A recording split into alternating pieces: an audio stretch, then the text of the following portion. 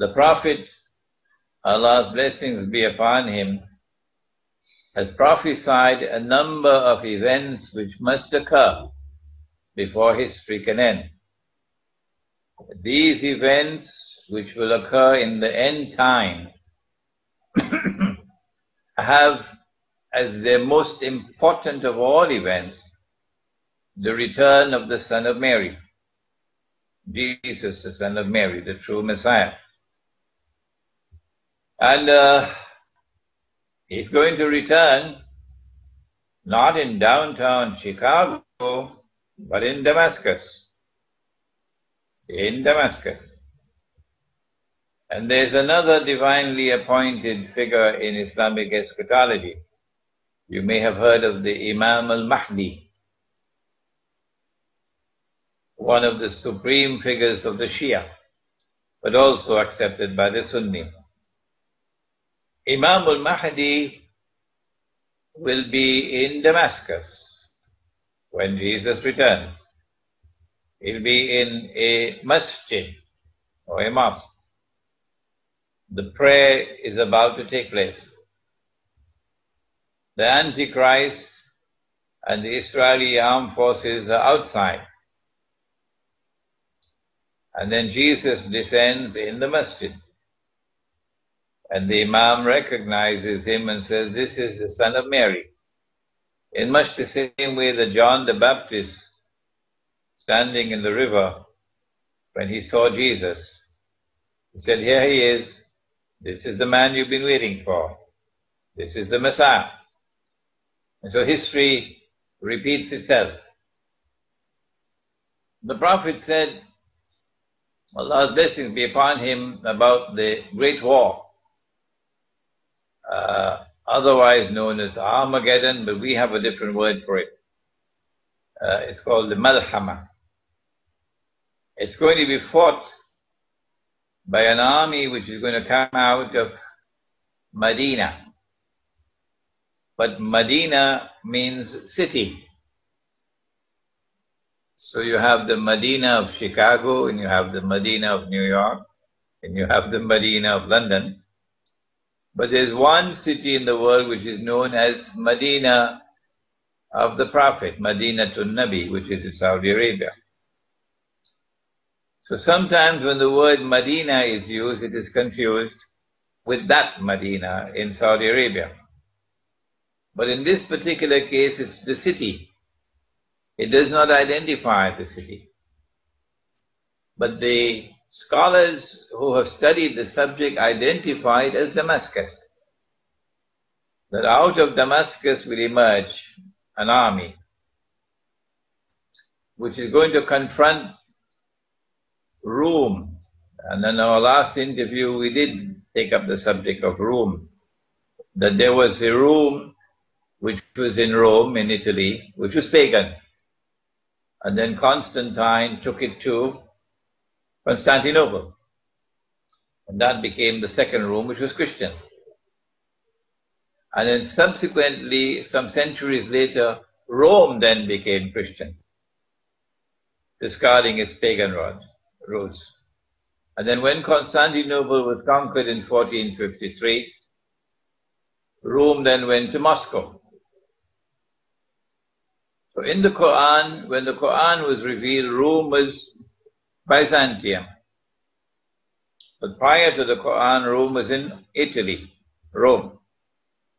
So we now have two Romes. We have one which is Eastern Christianity, Byzantium, which has Russia as its headquarters, and a man named Putin is the new emperor of Byzantium.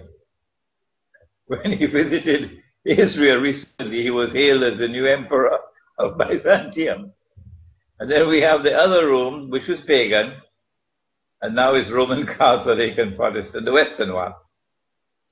So we have to face an enemy called Rome, which is going to land in that area between Turkey and Syria. And when the armed forces land over there, then this army is going to come out of Damascus to face them. And that's a big war, which we will win. We'll defeat them.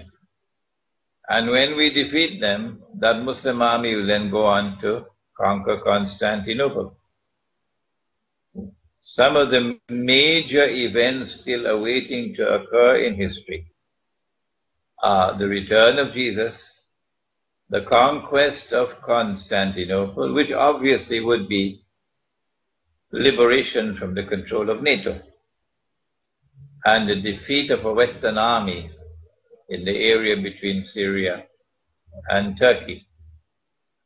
And all of these have Damascus as their central point.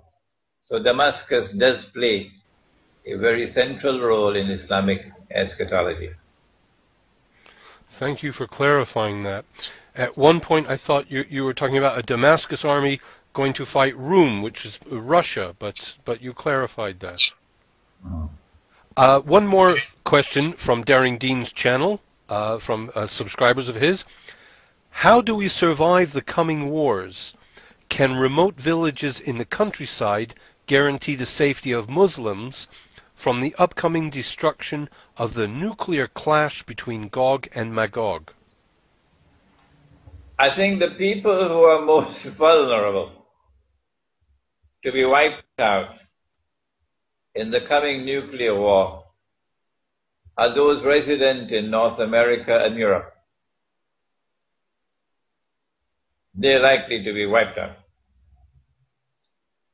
And that's because I believe the Zionists have already exploited modern Western civilization to get all that they needed to get from them. They've used them as guinea pigs to fight their wars for them.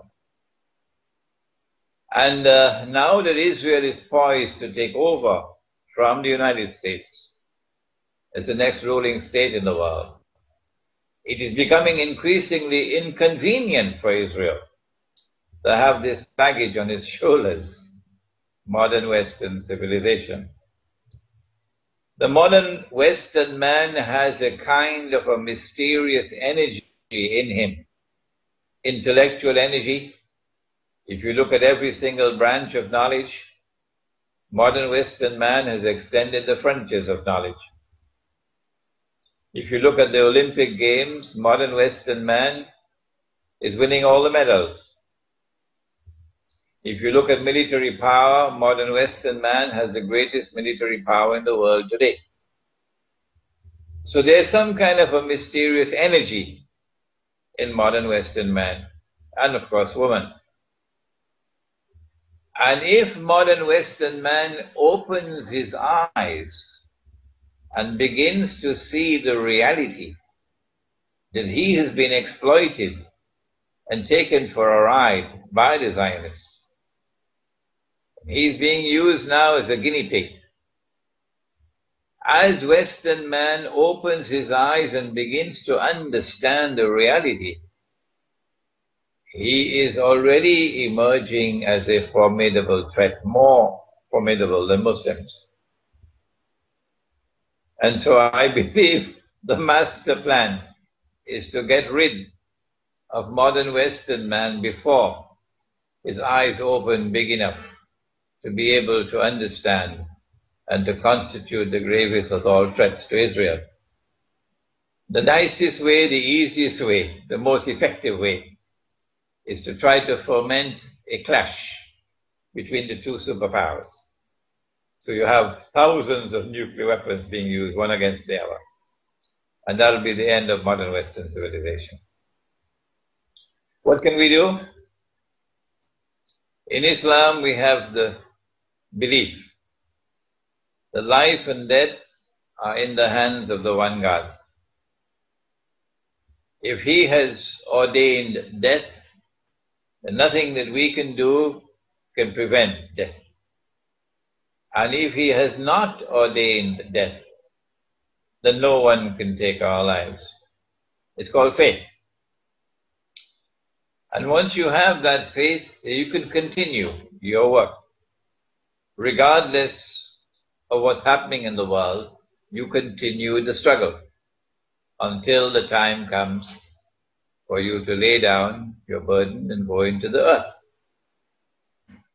But it is permissible for you to make a hijrah or migration, to try to move from a place where there is greater danger to a place where there is greater security. And the most vulnerable place in the world to be today, and for the next 20 years or so, would be in the mega cities. The mega cities. So if you want to survive, your chances are much better if you get out of London and New York and Paris and Chicago and New Delhi and Karachi and Jakarta, and go to the countryside. The more remote the countryside, the better. And produce your own food, because food is increasingly becoming contaminated, becoming more garbage than food. And produce your own food and become self-sufficient in food and in water. And this is your best way of surviving. Words of wisdom, dear Sheikh. Let me move on. More questions. Before you move on, yes. Yes. Are you still going to remain in London? I am going to the countryside 2 or 3 times a week. I have found an oasis. There are videos on my channel just recently on farms. I'm trying very hard to get out, and I meet people in the city that are unhappy in the city. It's not easy to move to the countryside. It takes a new mental approach as well. But before you move, find a wife, please. Don't go to the countryside alone. Oh, inshallah, I wish. I wish. You never know. When it rains, it pours. Okay, Boris. Look, I just have a comment now. It's not a question. It was a comment left on a video, and it grabbed my attention regarding Syria. This is a clear-cut war for Israel. Nothing else. Syria is one army which can take care of Israel. Every American has to look into this angle. Who is benefiting? Neither Saudi or Syria nor America, only one country, Israel. It's either luck for them or it is well played by them. Yes, I think this is correct. That the Zionists are at the root of the uprising. They're the ones who planned it long years in advance. But what is missing in that analysis is that Syria is not just another country for them. This is do or die for them. They must succeed in Syria, even if they have to open all the gates of hell. And that's about to happen, I believe. Yeah, I mean, I get to interview a few people, and they're very often against the Western interference in Syria. But they won't point a finger at Israel or the Zionists. They have to be kept out. You can talk about the CIA and the Americans and Hillary Clinton. That's no problem. But don't mention Israel or the Zionist plot. Okay. More questions, sir. I would like to know if he thinks Turkey has been secretly encouraging and supporting the anti-Assad terrorists from the beginning. I think this is from Coriana Green. I think she's asking, how long have the Turkish people been, or government been, facilitating the insurrection? I think that the Turkish government I prefer to give them the benefit of the doubt and to think well of them in respect of their hearts, that their hearts are not corrupted. It is that their minds are brainwashed and that they're being used and manipulated in much the same way that modern Western civilization was used and manipulated for centuries. And only now is Western man opening his eyes and beginning to understand and realize true story. So too with the Turkish government.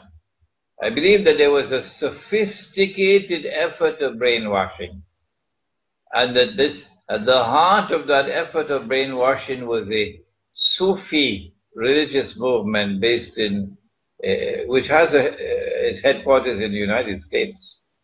They have played a very sinister role